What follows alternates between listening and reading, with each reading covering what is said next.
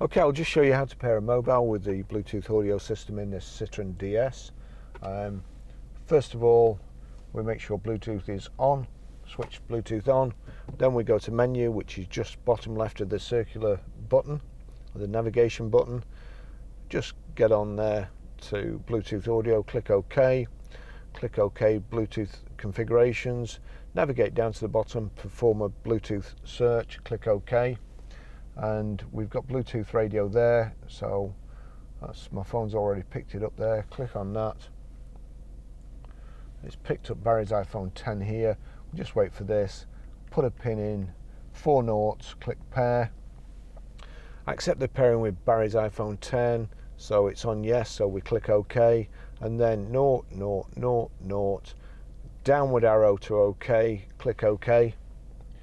Asking me if it'll allow my contacts, or if I want to allow my contacts and favourites to sync. I will do on this occasion. That's it done.